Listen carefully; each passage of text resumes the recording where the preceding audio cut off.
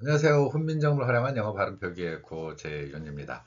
오늘 여러분들과 함께 살펴볼 내용은 동양, 서양을 막론하고 연도를 기준으로 하고 여러분의 띠 혹은 어떠한 동물들과 연관성 있는 숫자들을 우리가 시간 표현에 사용하는지를 살펴볼 것입니다.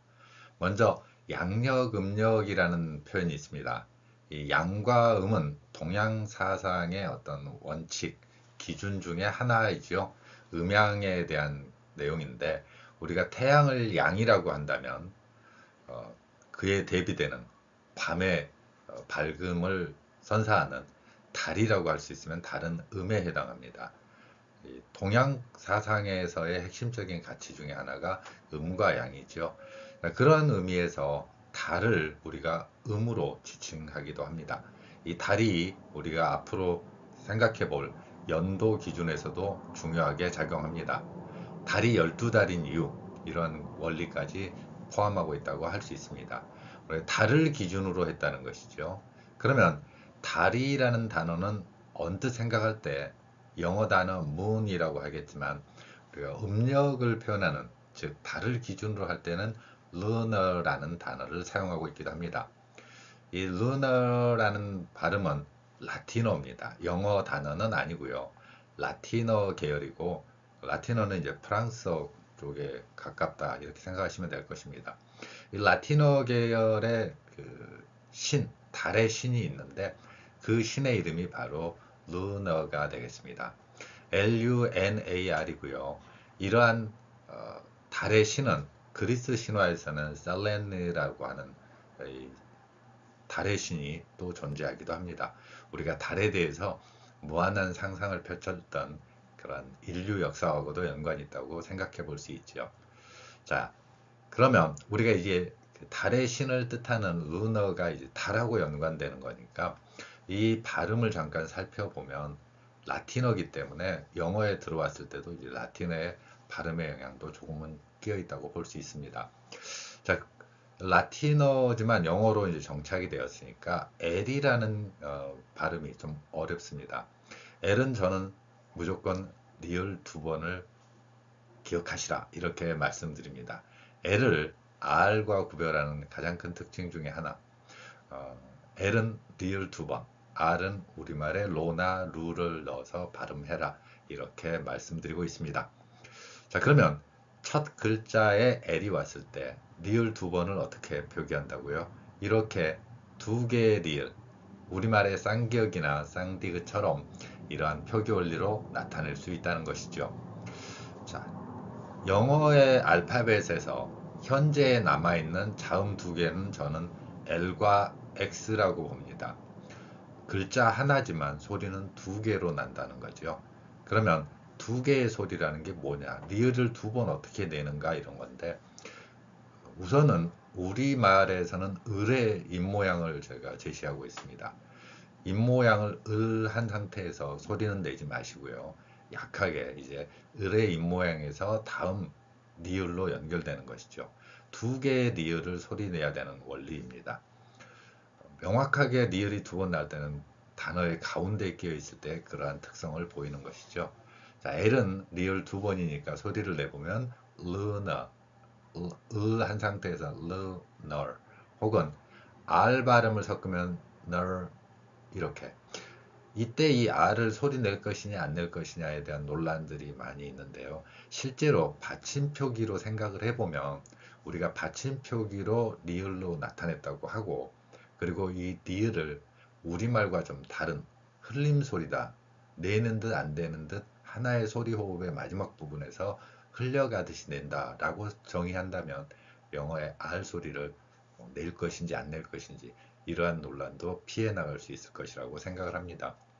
자, L의 발음은 쌍리을로 꼭 기억을 하시고요. 이러한 표현으로 달의 신인 lunar 이 발음이 있다. 그래서 이 단어를 사용해서 우리가 달의 시간 이런 개념으로 음력설 우리가 말하는 설날이죠. 과거 권위주의 시대에는 뭐 신정, 구정 해가지고 이렇게 표현하기도 했습니다. 그래서 음력설, 양력설 이러한 표현이 있고요. 강제적으로 좀 권위주의적인 시대에서는 양력설을 기준으로 삼자. 음력설이 좀 구시대적이다. 이런 표현을 했지만 우리의 정치 속에 남아있는 이 설날에 대한 오랜 시간의 전통 때문에 지금은 이제 명확히 설날 하면은 음력설을 이야기하는 것으로 볼 수 있죠. 달의 차고 기운, 한 달을 보통 기준으로 해서 정확히는 뭐 그 태양력과 일치하지는 않지만 그래도 한 달 거의 비슷하게 날짜가 형성이 된다는 거. 그러면 달이 기울고 꽉 차고 그래서 보름달이 되었다가 또 토승달 이렇게 금음달 이렇게 연결되는 이 과정들이 바로 연결되는 것이죠. 그 중에서 이제 첫 달의 시작, 그 첫 달의 시작이 바로 이제 아주 아직은 달이 뜨지 않는 깜깜한 상황이 되겠지만 보름이 되는 15일까지 차근차근 달이 차 올라가겠죠. 그래서 이러한 이제 달의 기준으로 봤을 때 우리가 새로운 해다라는 표현을 서양의 개념에서 적용되었고 우리는 명절로서 기념하고 있는 그런 것을 볼 수 있죠. 안타깝게도 음력설을 중국의 새해라는 표현으로 영어 표현에서 사용하는 경우도 있습니다. 그래서 Lunar New Year 이런 표현도 있겠지만 Chinese New Year 그러니까 중국인들이 세는 새해라는 영어 표현도 존재하는 것을 볼 수 있습니다.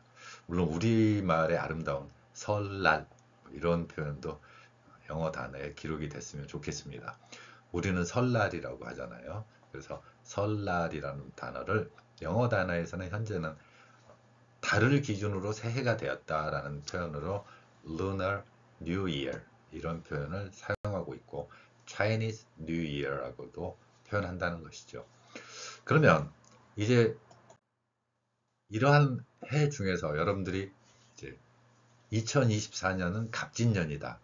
저도 이제 댓글을 달 때 간혹 가다가 뭐 이렇게 갑진년에는 갑에다가 시옷 하나를 더 붙여서 갑진해가 되세요라고 표현한 적도 있긴 합니다만은 어쨌건 이 갑진이라는 연도가 어떠한 근거에서 생기는지 이제 여러분들과 함께 살펴보도록 하겠습니다.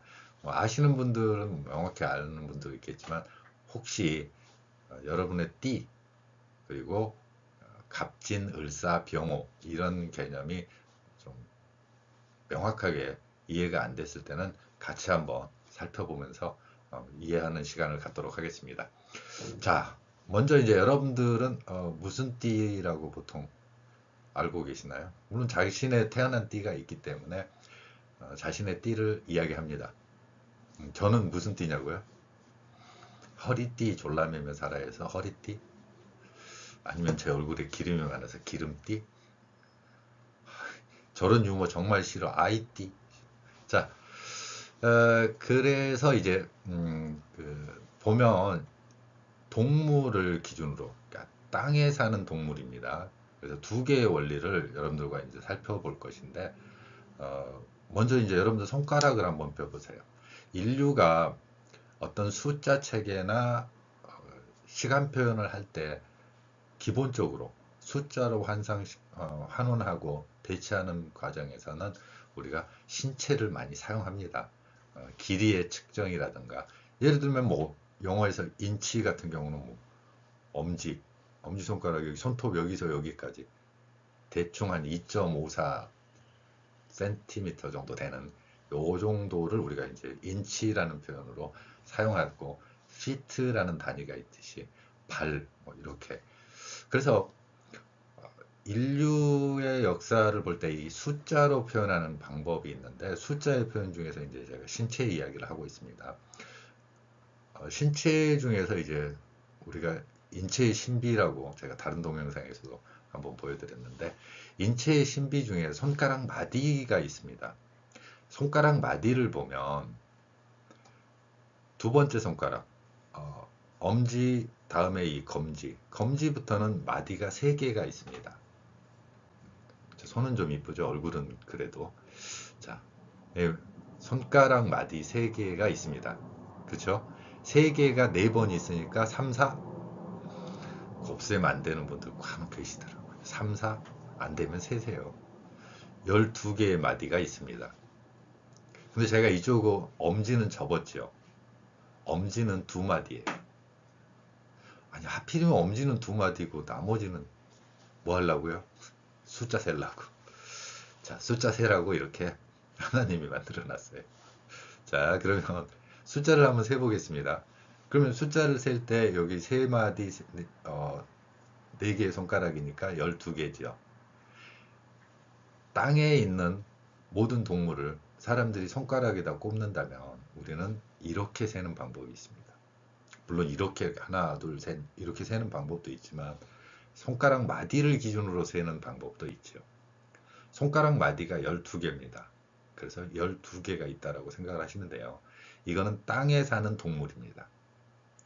그래서 보통 뭐 12지지 이렇게 하는데 지가 땅입니다. 땅에 있는 동물들 이러한 것들입니다. 순서대로 보통 이제 한번 여러분들과 같이 한번 외워보는 시간을 갖도록 하겠습니다. 자, 그러면 쥐가 첫 번째입니다. 쥐라는 순우리말이 있고요. 한자로는 자라고 표현합니다. 언뜻 보면 뭐 아들 자자이기도 하지만 왠지 마우스 모양 닮지 않았어요? 이 한자는 뜻글자입니다. 뜻글자라는 뜻은 일종의 사전 같은 거죠. 어떤 그림을 이렇게 그려놓고 그 안에 풀이를 다 담아 놓은 겁니다. 대표적인 방법은 이제 모양을 비슷하게 만들어 놓은 거죠. 모양이 이렇게 생겼으니까 이거는 쥐야 이런 식으로. 그래서 이 아들 자자를 사용하고 있긴 하지만 어쨌건 이 자, 모양. 그러니까 과거에 사전이 없을 때 한자어는 그런 면에서는 좀 유용했죠. 거기 그림 모양으로 이제 뜻을 다 기록을 해놓을 수 있잖아요. 그림 모양에 이제 뜻이 들어 있으니까. 그래서 소리는 중요치 않았던 거죠. 그래서 중국어를 제가 중국어도 훈민정음 발음 표기로 다 나타냈는데 중국어를 소리 표기로 하면 많지가 않습니다. 소리는 많지가 않은 이유가 여러분들도 실제로 검색을 어떻게 하면 되냐면요. 저도 이거 할 때 좀 힘든데 예를 들어 자라고 훈민정음 글자 한글로 쳤다고 해봐요. 그럼 자라고 쳐놓고 한자 변환을 해야 됩니다. 그럼 한자라고 또 키보드 한번 눌러야 되죠. 그러면 다시 자자가 그냥 수십 개가 주르륵 나오죠. 그 중에서 이제 그 모양이 뜻을 의미하는 그걸 찾아내는 과정이니까 이러한 회로로 되어 있는 한자는 사전적인 의미는 좀 그 안에 뜻풀이가 되어 있으니까 강하지만 소리를 표현하는 방법 우리는 소리의 미묘한 변화로서 뜻을 바꾸는 것이니까요. 한국어의 가장 큰 특징이 소리의 미묘한 변화.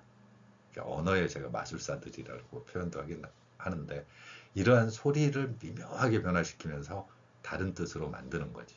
그래서 어떤 글자 하나만 살짝 바꿔도 여러분들은 뭐 금방 미소 짓거나 화가 나거나 이렇게 할 수도 있는 것이죠. 자, 그러면 이 동물들을 보면은 이제 이렇게 기억을 하세요. 자축, 인묘, 진사, 우미, 신유술에 이렇게 이해하는 것보다는 순우리말들이 있습니다. 그러니까 쥐라는 뜻을 한자로 자라고 합니다. 그러니까 쥐, 자, 소, 축, 범. 범은 이제 호랑이를 뜻하는 우리말이죠. 그러니까 호가 한자니까 그러니까 범 한 글자로 쓰면은 범이라고 할 수 있고요. 그래서 범인 그 다음에 토끼, 묘.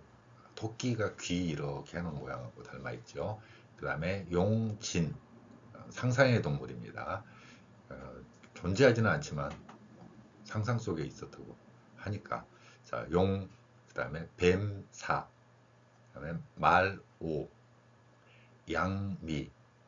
제가 원숭이라고 썼는데 납이라는 순우리말이 있습니다. 나비, 잔나비 이런 식의 표현이 바로 납신 이런 표현을 할 수 있죠. 그 다음에 닭, 유. 닭이라는 글자에는 받침에 니을 기억 2개가 들어 있습니다. 제가 영어 발음 표기로 옮기면서 가장 핵심적인 가치로 소리 호흡을 줄 때 이렇게 니을 기억 이러한 받침 표기 받침의 자음 두 개를 표현할 수 있는 이러한 소리 호흡의 원리, 이게 훈민정음이 가진 가장 큰 장점이면서 과학적으로 소리와 호흡을 일치시킬 수 있는 표현이지요. 자, 닭, 유, 그 다음에 개, 술, 돼지, 해. 그럼 여기다 맞춰서 한번 해보세요. 쥐, 자, 소축, 범인, 토끼, 묘, 용진, 뱀사, 말오, 양미, 납신, 닭유, 개술, 돼지해. 이렇게 하니까 딱 12개 맞죠. 12개의 이 숫자를 손가락을 생각을 하면, 그래서 숫자의 12진법이라고 할 수 있는 12시, 12시간의 개념이 존재하는 것입니다. 그런데 이 시간을 12개인데 하루를 24시간으로 우리가 이제 수학적인 체계, 숫자 체계에서는 지금 사용하고 있습니다. 그러면 24시가 되는데 이 시간 표현은 다음 페이지에서 한번 살펴보기로 하고요. 우선 기본적으로 그 자라는 시간이 있습니다. 자시. 그러니까 쥐의 시간이죠. 밤 11시부터 1시입니다. 밤 11시부터 1시. 2시간 단위예요. 12개인데 24가 되려면 곱하기 2로 쭉 나눠가야 됩니다. 그래서 소축, 축시가 되면은 1시부터 3시, 인시가 되면은 3시부터 5시, 토끼 묘 시간, 토끼의 시간이 되면 5시에서 7시, 용의 시간은 7시부터 9시, 이렇게 쭉 연결돼서 돼지의 시간, 그래서 밤 9시부터 11시, 이때가 되는 것입니다. 그래서 12개의 시간, 12개가 됐으면 하늘의 기운, 하늘의 순서라는 게 있습니다. 우리가 시간이라는 게 결국은 태양의 변화, 태양의 순환을 통해서 이루어지는 과정이니까, 그러면 태양이 움직여가면서 하늘에 있는 우리가 인식할 수 있는 별자리들이 또 있을 거예요. 이러한 하늘의 시간들은 바로 10개로 나눕니다. 자, 손가락 마디 12개에 10개가 있어요. 그래서 이거는 우리가 갑질, 을, 이렇게 갑을 관계할 때 이 갑, 을이 바로 여기서 나오는 순서입니다. 그래서 갑, 을, 병, 정, 무, 기, 경, 신, 임, 개. 예를 들면 이런 거예요. 하나, 둘, 셋, 넷, 다섯, 여섯, 일곱, 여덟, 아홉, 열, 이렇게 하는 이 숫자를 그냥 저 발음으로 한다고 생각하시면 돼요. 그래서 손가락 마디를 쭉 생각을 하신다면 12개고 여기를 보면 10개입니다. 그래서 갑을, 병정, 무기, 경신, 임계, 이렇게 딱. 그러니까 하나부터 10까지 소리로 내는 방법 중에 하나가 숫자를 이러한 글자 기호로 사용해서 나타냈다, 이렇게 생각하시면 됩니다. 그래서 1부터 10이다 이렇게 생각하시면 돼요. 자, 그러면 처음에 제가 말씀드린 갑진년은 뭐냐라는 거죠. 자, 그러면 올해는 2024년의 경우입니다. 물론 이 동영상이 또 오래 있으면 올해라는 말이 2025년 될 수도 있겠죠. 자, 그래서 2024년을 기준으로 한다면 갑이라는 하늘의 숫자와 땅의 12개, 즉 손가락 10마디에 그 10개의 손가락과 여기 12마디가 이제 합쳐지는 것이죠. 그러면 그 순서가 이제 처음에는 갑자에서 시작을 했겠죠. 그런데 이제 이게 돌고 돌다가 올해 지금 어디에 연결됐냐면 갑진입니다. 그럼 내년에는요, 두 번째 순서인 을과 진 다음에 있는 땅의 그 뱀, 그래서 을사년이 내년이 되는 겁니다. 그럼 그 다음 거는요, 병오년. 한 번 더 해볼까요?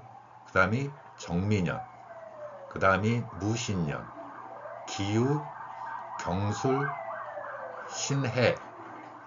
그러면 이제 여기까지 했는데 어떡합니까? 다시 순환이 되겠죠. 신해까지 왔으니까 다시 이제 임이 앞으로 갑니다. 그래서 임자, 개축, 이렇게요. 그러면 현대 수학에서의 이 원리 체계로 이렇게 계속 10개와 12개를 이렇게 순환시켜 보면 최소 공배수라는 그 개념에 도달하게 됩니다.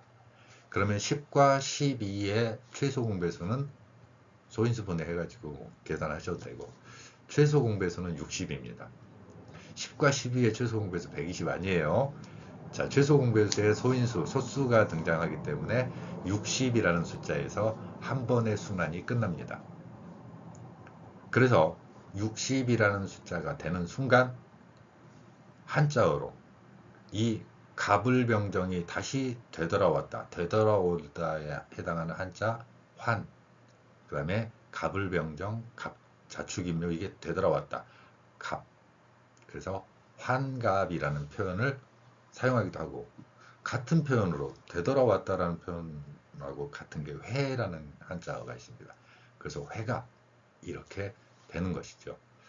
그러면 60이라는 숫자는 인류 역사에서 볼 때 인간들이 굉장히 숫자라는 추상적 관념으로 발전해 나가는 과정에서 중요합니다.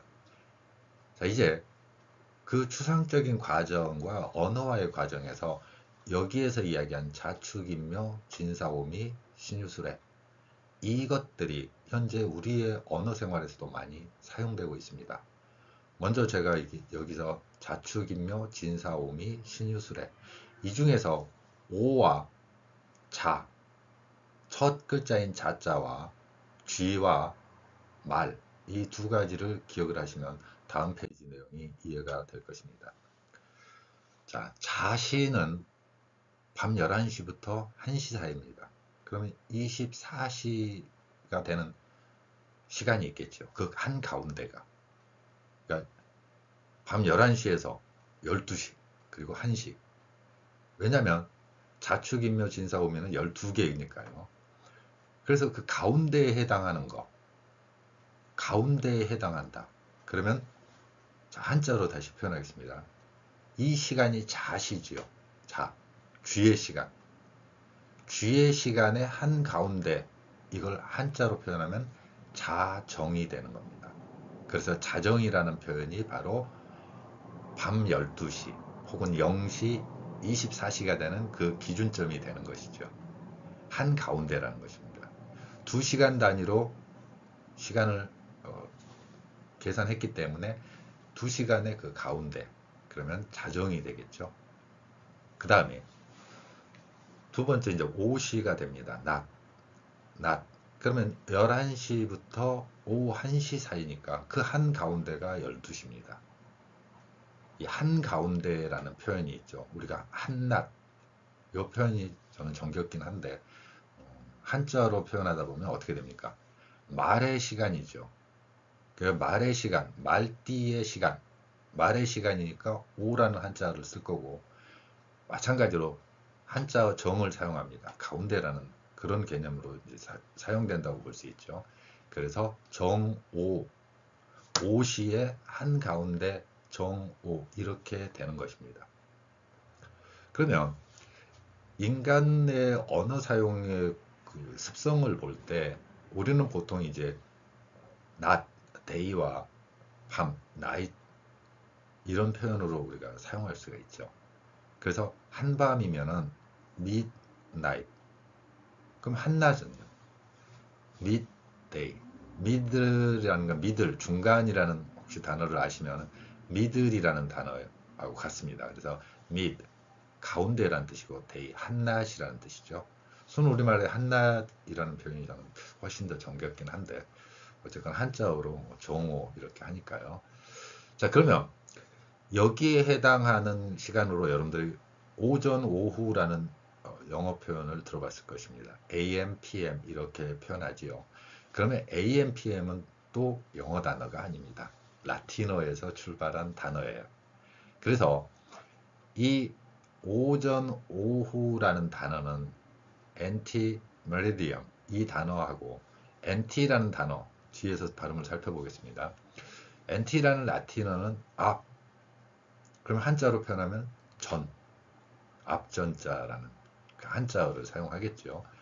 그래서 오시 이전이라는 표현이 바로 오전, 그러니까 말의 시간이 이전이 되면 오전이고 말의 시간이 넘어서면 오후가 되고 한가운데는 정오가 되는 이러한 시간 표현을 사용했던 것이죠.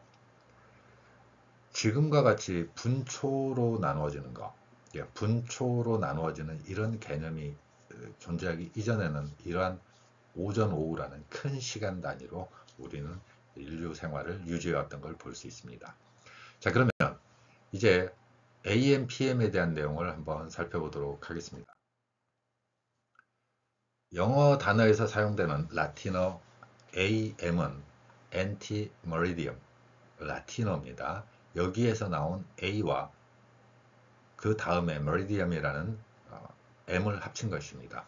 앞에서 제가 잠깐 보여드린 것처럼 anti라는 것은 영어 단어의 before에 해당합니다. 그 다음에 meridium은 midday, 한낮이라는 뜻이죠. 그래서 한낮 이전이라는 뜻으로 영어로는 before midday, BM이라고 해야 될 것 같지만 라틴어를 사용해서 AM이라고 표현하고 있는 것입니다. 이렇게 언어 습성이 굳어져 있기 때문에 영어 단어가 아닌 라틴어를 사용하고 있는 것이죠. PM 같은 경우도 마찬가지입니다. PM 같은 경우는 post, 어떤 그 뒤에 부분이라는 것이죠. after에 해당하는 단어고, meridium이 마찬가지로 어떤 뜻입니까? midday, 한낮이니까 한낮 이후라는 뜻으로 PM이라는 라틴어 계열의 단어로 사용되고 있습니다. 물론 이 post라는 단어 영어 단어에서 많이 사용되죠. 그리고 이 post 같은 경우에 발음으로 제가 개발한 글자 표기 원리로는 이렇게 시옷에 해당하는 소리와 티읕에 해당하는 소리를 받침에 두 개 동시에 나타내고 있습니다.